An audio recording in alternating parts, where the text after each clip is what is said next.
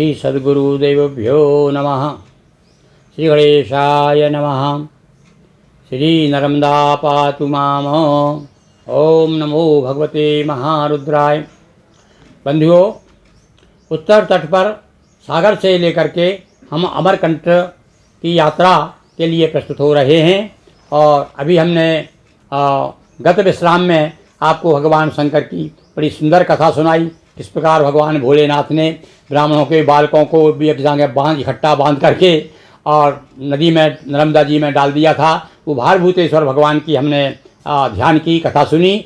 और आज हम अब आ गए हैं वहाँ से चलते चलते।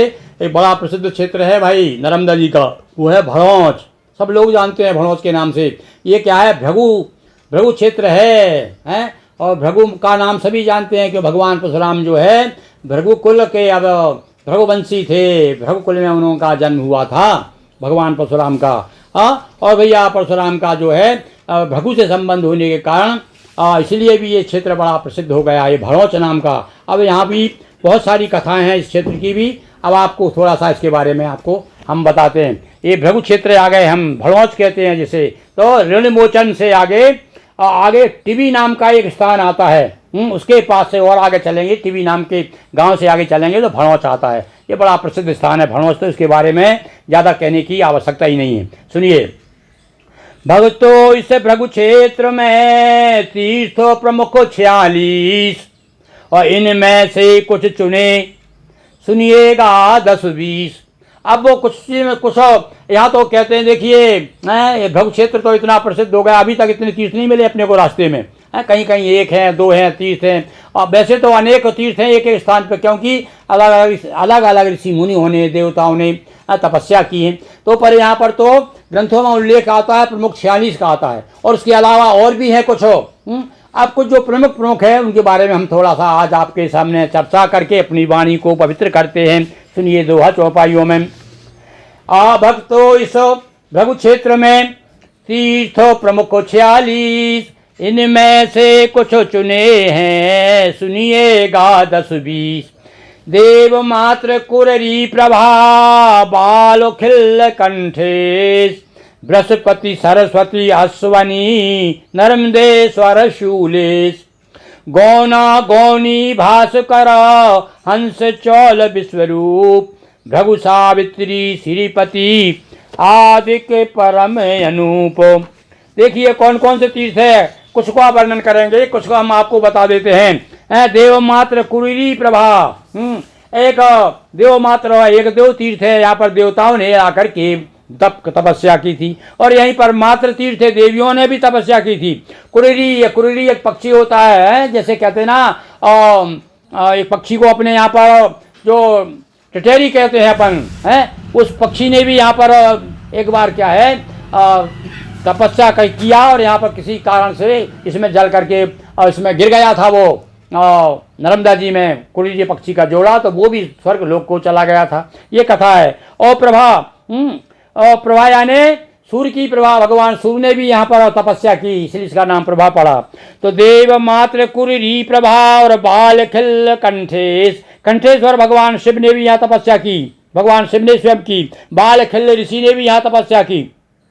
और बृहस्पति सरस्वती अश्वनी नर्मदेश्वर शूलेश, बृहस्पति देवता, सरस्वती भगवती, अश्वनी कुमार कहते हैं। अश्वनी कुमार तो भैया वैद्य विद्या धमोधमा, ऐसा लोग कहते हैं लोग कि वैद्य की विद्या जो है, डॉक्टरी की विद्या सबसे अधम मानी गई है।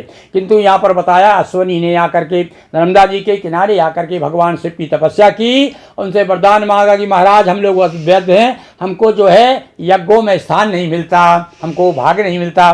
तो जब तपस्या की भगवान प्रसन्न हुए तो अश्वनी कुमारों को देवताओं की पदवी दी गई और अश्वनी कुमार भी देवता माने गए। इसी प्रकार नर्मदेश्वर यहाँ पर बताते हैं कि एक बार शंकर जी नर्मदा किनारे, वो तो भोलेनाथ हैं, अपने बाबा रूप में घूम रहे थे नर्मदा जी के किनारे। तो नर्मदा जी ने समझ गई कि अरे को साधारण बाबा नहीं है, ये तो हमारे पिताजी आ गए हैं। तो नर्मदा स्वयं प्रकट होकर के आकर के उनने अपने पिताजी को सम्मान किया और वहाँ पर पूजन की शिव जी की, इसलिए वहाँ नर्मदेश्वर की स्थापना हुई। और वहीं पर भैया शूलेश भी है, शूलेश्वर भगवान। और गौना गौनी भास्कर बताते हैं यहाँ पर रुक्मणी का विवाह हुआ था। भगवान श्री कृष्ण जो है आप सब जानते हैं किस प्रकार से भगवान श्री कृष्ण ने रुक्मिणी का हरण करके लाए। किंतु भैया समाज में सम्मान करने के लिए आज भी आप देखते हैं कि लड़के लड़की भाग जाते हैं और आकर के या तो कोर्ट मैरिज कर लेते हैं और आकर फिर माता पिता अलग से एक और जाकर के भोज देते हैं कि भाई ये हमारे बच्चे की शादी हो गई। तो ऐसे ही भगवान वहाँ से हरण करके तो ले आए, पर नर्मदा के किनारे आकर के रुक्मिणी के साथ में मंगल परिणय किया। तो ऐसा ये गौना गौनी तीर्थ भी है। भास्कर यानी सूर्य भगवान ने भी यहाँ तपस्या की है और हंस ने भी हंस ने आकर के तपस्या की। उसके कारण क्या हुआ, भगवान प्रसन्न हुए और भगवान से वरदान मांगा कि प्रभु मैं जो है ब्रह्मा जी का वाहन बनना चाहता हूँ। तो इस प्रकार से तपस्या करके वो भी ब्रह्मा जी के हंस जो है विश्व रूप भगवान ने यहाँ विश्व रूप दिखाया था। भृगु सावित्री श्रीपति आदित्य परम अनूप गौना गौनी भास्कर हंस चौल विश्वरूप भृगु सावित्री श्रीपति आदित्य परम। अब कितने तीर्थों के नाम बताया। भृगु जी ने भी तपस्या की, सावित्री है, सावित्री ने भी यहाँ पर ब्रह्मा जी की और सावित्री की यहाँ पर भैया शादी हुई बताते हैं। और श्रीपति भगवान लक्ष्मीपति भी यहाँ पर आए थे। लक्ष्मी पति यानी लक्ष्मी के सहित आए थे भगवान। लक्ष्मी नारायण भगवान ने भी दर्शन किए थे नर्मदा जी के। तो आदित्य परम अनु बड़ी सुंदर सुंदर है। तो यह भृगु क्षेत्र भड़ों से प्रसिद्धा सुर नर मुनि तप कर भय सिद्धा। यहाँ तो 46 तीर्थ हैं। अब बड़ा लंबा प्रसंग हो जाएगा, सबका वर्णन हम करेंगे। तो सरी में गिर तप करने आई और सावित्री विधि हुआ विवाह और बृहस्पति ने चाहा। वही मैंने बताया आपको, सावित्री का ब्रह्मा जी के साथ विवाह यहीं हुआ पर, और बृहस्पति जी ने भी अपने मनचाही बात यहाँ पर मनचाही इच्छा पूर्ति की। अश्वनी वैद्य यज्ञ में पूजित भृगु की सूर्य तपस्या चर्चित भृगु को विश्वरूप दिखलाया बाल खिल को तट मन भाया तप कर हंस बना विधि वाहन और कोटेश्वर तप नर नारायण स्वयं आए हैं और कोटेश्वर यानी कोटि कोटि लोगों ने उनके दर्शन किए, इसलिए उसका नाम कोटेश्वर तीर्थ भी पड़ गया। तो ये भृगु क्षेत्र में कितने तीर्थों के नाम बताए। यहाँ पर तो भैया विशेष रूप से परिक्रमावासियों को कम से कम तो 7 दिन जरूर रुकना चाहिए। ब्रह्मा के सुत कंठ ने, और ब्रह्मा जी के एक पुत्र थे कंठ नाम के, उन्होंने भी तपस्या की थी शिव जी की, इसलिए उसका कंठेश या कंठेश्वर तीर्थ है वहाँ पर।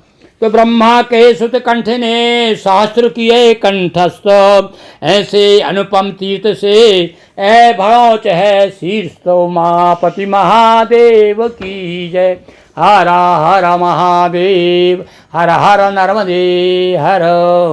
दोस्तों वीडियो को लाइक करें, शेयर करें, चैनल को सब्सक्राइब कर घंटी की बटन दबाएं ताकि नए नए वीडियो के नोटिफिकेशन जल्द से जल्द मिलते रहें। बहुत बहुत धन्यवाद।